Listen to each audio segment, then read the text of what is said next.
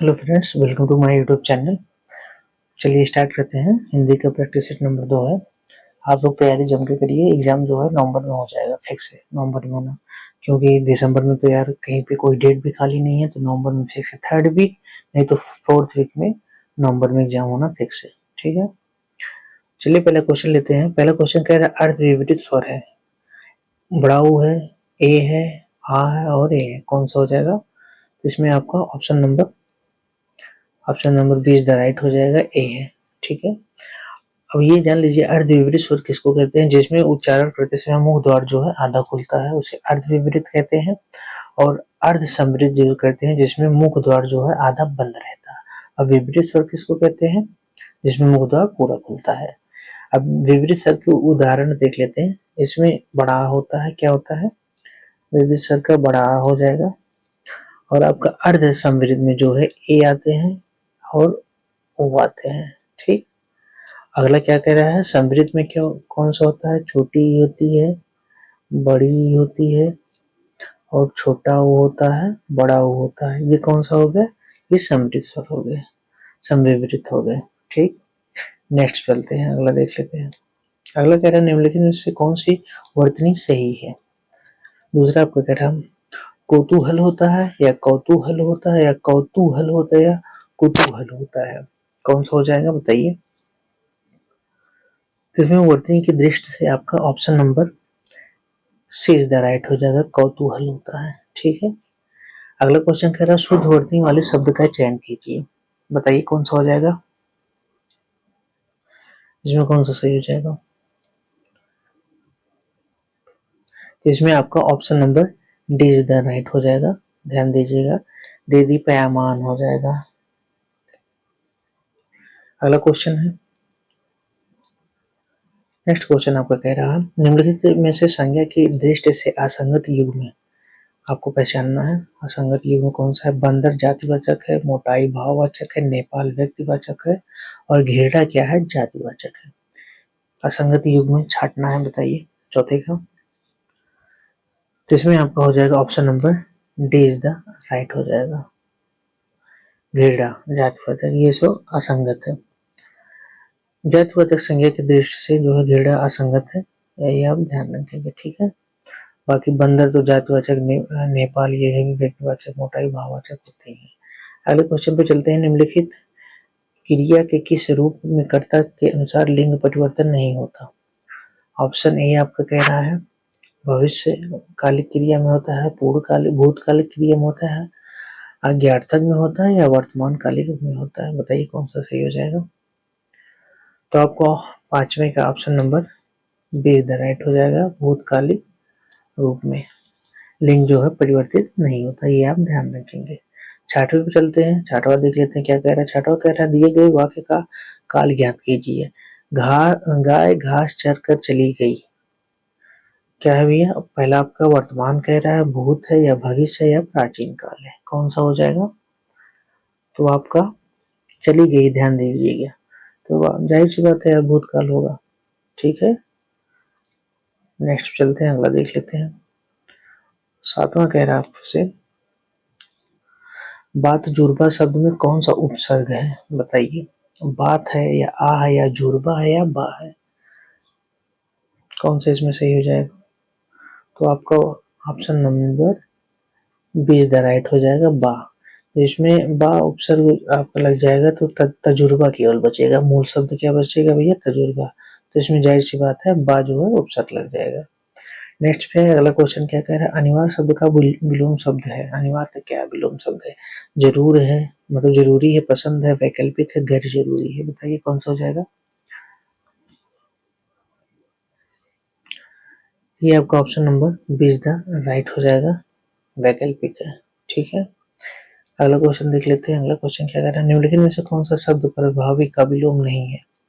किसका भैया? प्रभावी का विलोम नहीं है। ऑप्शन ए अप्रभावी, निष्प्रभावी, अप्रयुक्त हो गया, प्रभाव शून्य हो गया, कौन सा नहीं है प्रभावी का विलोम? आपका option number C is the right हो जाएगा, यही नहीं है। बाकी ये सारे अप्रभावी, निष्प्रभावी, प्रभाव शून्य जो है प्रभावी के विलोम है, ध्यान रखेंगे। नेक्स्ट चलते हैं, 10वां क्वेश्चन देख लेते हैं। 10वां कह रहा है द्रिबाहु सो दशरथ अजेरी। ध्यान दीजिएगा नीचे जो है अंडरलाइन किया गया है। बिहारी में रेखांकित शब्द का क्या अर्थ है? बूढ़ा है, आंगन है, अमर है, ज्वर रहित है। अजेरी का अर्थ आपसे पूछा है, क्या हो जाएगा बताइए। अंडरलाइन किया है, ये ध्यान रखेंगे। कौन सा ऑप्शन सही हो जाएगा? तो आपका option number C is the right हो जाएगा, आंगन। ठीक है, इस शब्द का क्या अर्थ है? आंगन होता है। नेक्स्ट चलते हैं, अगला देख लेते हैं। अगला कह रहा है इनमें से कौमुदी का समानार्थी शब्द कौन सा है? टीका है, दीपावली, व्याख्या है, सभी है। बताइए कौन सा हो जाएगा। तो आपका ऑप्शन नंबर इसमें डी इज द राइट हो जाएगा। ये सभी जितने दिए गए हैं, टीका, दीपावली, दिवाली, व्याख्या, ये सभी जो है कौमुदी के समानार्थी शब्द हैं। इसी प्रकार जैसे चांदनी हो गया, विवेचना हो गया, ज्योत्सना हो गया, चंद्रिका, ये सब आदि जो है ना, जितने भी ये सारे जो है कौमुदी के समानार्थी शब्द हैं। नेक्स्ट चलते हैं, अगला देख लेते हैं। ब्राह्मण क्वेश्चन। ब्राह्मण आपको कह रहा है इनमें से एक शब्द मछली का पर्यायवाची नहीं है। ध्यान दीजिएगा, नहीं पूछा है। मत्स्य है, सफारी है, मीन है, जलोदरी है। कौन सा नहीं है मछली का पर्यायवाची? तो आपका option number D is the right हो जाएगा। जलोदरी ये मछली का पर्यायवाची नहीं होता है। और बाकी मीन, मत्स्य, सफारी, ये सब जो है मछली के पर्यायवाची होते हैं। ठीक है, अगला क्वेश्चन कह रहा है आपका 13वां कह रहा है। 13वां क्या कह रहा है? इत इति का अर्थ वेद है। बताइए, पूर्णतः होगा, इच्छा होगा, या समाप्त या विघ्न होगा, या प्रारंभ या विश्वास होगा, या पीड़ा या समापन होगा। कौन सा हो जाएगा? 13वें का ऑप्शन उत्तर दीजिए। 13वें का आपका हो जाएगा option number B is the right हो जाएगा। इति और इति में जो समाप्त या विघ्न, यही है इसका अर्थ होता है। ठीक है, नेक्स्ट चलते हैं, 14 देख लेते हैं। 14 कह रहा है अंकेक्षर शब्द के लिए सही वाक्यांश क्या है? ऑप्शन ए कह रहा है अंक, यानी कि गोद में खेलने वाला बच्चा, अंकों की गणना करने वाला, अंकों के साथ खेलने वाला, आय व्यय के आंकड़ों की जांच करने वाला। कौन सा हो जाएगा 14 का? बताइए। 14 का आपका option number D is the right हो जाएगा। आय व्यय की आंकड़ों की जांच करने वाला। ठीक है, अंकेक्षक मतलब यही होता है। नेक्स्ट चलते हैं, अगला देख लेते हैं। 15वां आपसे कह रहा है जिस पेड़ के पत्ते झड़ गए हों के लिए एक शब्द है। बताइए कौन सा हो जाएगा। अनेक शब्दों के लिए एक शब्द है, ये भी ध्यान दीजिएगा। ये भी सब पूछते मुहावरे, लोकोक्तियां, ये सब याद कर डालिए, प्रैक्टिस दबा के करिए। कौन सा हो जाएगा इसमें? किसका होता है भैया? क्या होता है? अपत होता है, ये आप ध्यान रखेंगे। 1 मिनट। अपत होता है। ठीक, जिस पेड़ के पत्ते झड़ गए हैं उसको क्या बोलते हैं? अपत। ठीक, नेक्स्ट चलते हैं, अगला देख लेते हैं। 16वां क्वेश्चन क्या कह रहा है आपका? 16वां क्वेश्चन आपका कह रहा है नैनाभिराम का संधि विच्छेद कौन सा होगा? बताइए। नैना अभिराम होगा, या नयन अभिराम होगा, नया अभिराम होगा, या नैना अभिराम होगा। कौन सा हो जाएगा 16वां का? तो 16वां का आपका option number B is the right हो जाएगा। नयन धन अभिराम होगा। ठीक है, जैसे पुस्तक धन आलय होता है, तो ये आप ध्यान रखें कि इसमें कौन सी संधि, ये भैया अपने इसमें है आपके दीर्घ संधि है। ठीक, नेक्स्ट चलते हैं, अगला देख लेते हैं। 17वां कह रहा है आपसे महर्षि बराबर क्या कह रहा है? महाधन ऐश्वर में कौन सी संधि नियम समाहित है? इसमें नियम पूछ रहा संधि में। आ प्लस आ ए होता है, बड़ा आ और ए होता है। बताइए कौन सा ऑप्शन सही हो जाएगा? कौन सा सही हो जाएगा? जिसमें आपका option number D is the right हो जाएगा। आ प्लस ए के बाद कोई भी अक्षर है तो ए होता है। तो आप ये ध्यान रखिएगा, ये वृद्धि संधि है। कौन सा संधि है भैया? इसमें जो है वृद्धि संधि है। ठीक है, वृद्धि संधि। अब आप ये ध्यान रखिएगा, अगर जो है छोटा और बड़ा आ के बाद ओ या औ आए तो दोनों का मेल जोल के औ में हो जाता है। इसी तरीके से आ और बड़ा आ के बाद ए या ए आए तो दोनों का मेल जो है के ए में हो जाता है। ये आप ध्यान रखिएगा।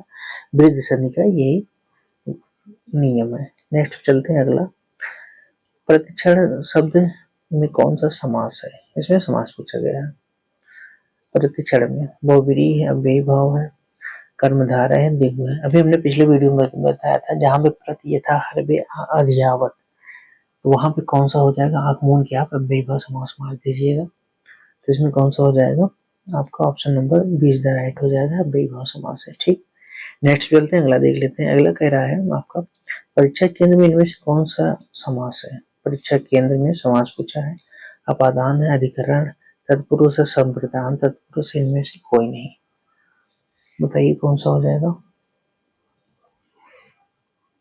आपका option number see the right हो जाएगा, संप्रदान तत्पुरुष है इसमें।